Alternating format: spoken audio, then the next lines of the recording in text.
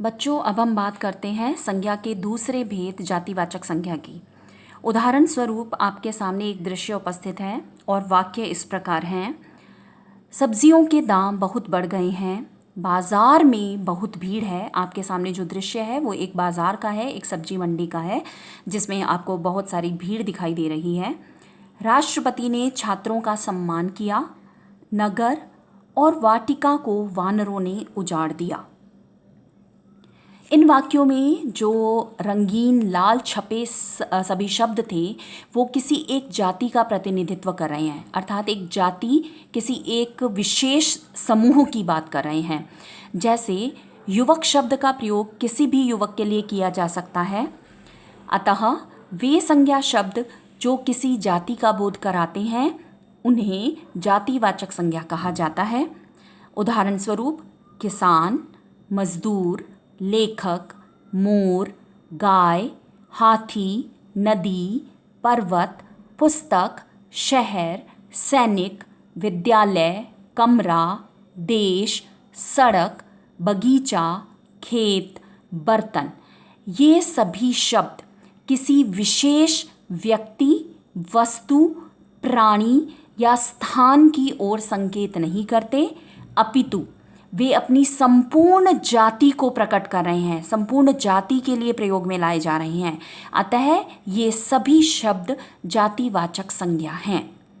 अंग्रेजी वैयाकरणों के अनुसार, अर्थात अंग्रेजी व्याकरण में जातिवाचक संज्ञा के निम्न दो भेद और किए गए हैं, जिन्हें समुदायवाचक संज्ञा और द्रव्यवाचक संज्ञा का नाम दिया गया है। समुदायवाचक संज्ञा, जो संज्ञा शब्द किसी समूह, झुंड या समुदाय का बोध कराते हैं, उन्हें समुदायवाचक संज्ञा कहते हैं। जैसे सेना, भीड़, गुलदस्ता, सभा, गोष्ठी, कक्षा, मंडल, जत्था, संघ आदि शब्द। ये जो सारे शब्द हैं, जैसे मंडल, जत्था, संघ, ये जो सारे शब्द हैं ये एक समूह के वाचक हैं, एक समूह के परिचायक हैं।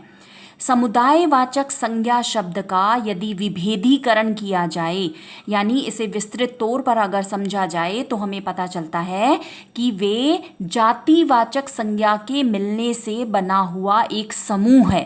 जैसे सैनिक एक जातिवाचक संज्ञा है, ठीक है। जब बहुत से सैनिकों का समूह बन जाता है तो वह सेना कहलाती है।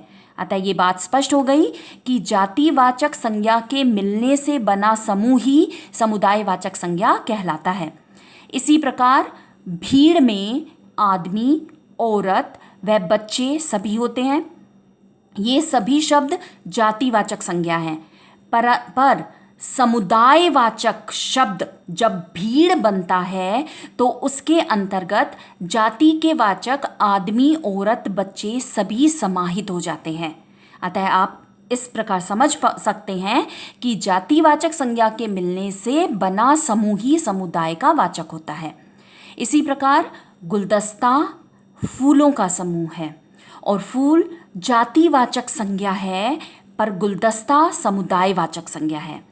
इसी प्रकार सभी समुदायवाचक संज्ञा शब्द किसी समुदाय, झुंड या दल का बोध कराते हैं।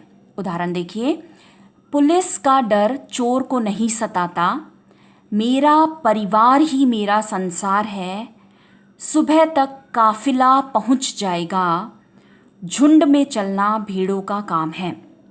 इन वाक्यों में पुलिस, परिवार, काफिला, झुंड और संसार, अनेक ये जो शब्द आए हैं, ये शब्द अनेक व्यक्तियों और वस्तुओं की जानकारी दे रहे हैं। दूसरा जो भेद किया गया है जातिवाचक संज्ञा का, वो है द्रव्यवाचक संज्ञा। जो संज्ञा शब्द किसी द्रव्य, पदार्थ या धातु का बोध कराते हैं उन्हें द्रव्यवाचक संज्ञा कहते हैं। जैसे सोना, चांदी, पीतल, मिट्टी, दूध, पानी, घी, तेल, चावल, गेहूं इत्यादि। उदाहरण, सोना सबसे कीमती धातु है, ऊन का स्वेटर सबसे गर्म रहता है, भारत में दूध की नदियाँ बहती हैं। दूध की नदियाँ बहने से मतलब है कि दूध की मात्रा बहुत अधिक भारत में उपलब्ध है, अर्थात भारत में बहुत से दुधारू जानवर हैं जो दूध देते हैं, जिस कारण यहाँ दूध की कोई कमी नहीं है। दक्षिण भारत में चावल अधिक खाया जाता है। पीतल के बर्तन बहुत महंगे होते हैं। इन वाक्यों में जो आप लाल रंग के शब्द देख रहे हैं, सोना, चावल, दूध, ऊन, पीतल, ये जो शब्द हैं, इन शब्दों के द्वारा हमें किसी पदार्थ, धातु का बोध हो रहा है। ये ऐसे शब्द हैं जिनकी गणना नहीं की जा सकती, जिनकी गिनती नहीं की जा सकती। अतः वे शब्द जो किसी द्रव्य या पदार्थ का बोध कराते हैं उन्हें द्रव्यवाचक संज्ञा कहा जाता है। हिंदी व्याकरण में द्रव्यवाचक और समुदायवाचक संज्ञा को जातिवाचक संज्ञा ही माना जाता है। इसीलिए संज्ञा के प्रमुख 3 भेद ही माने गए हैं, जातिवाचक संज्ञा और जातिवाचक संज्ञा, व्यक्तिवाचक संज्ञा और भाववाचक संज्ञा।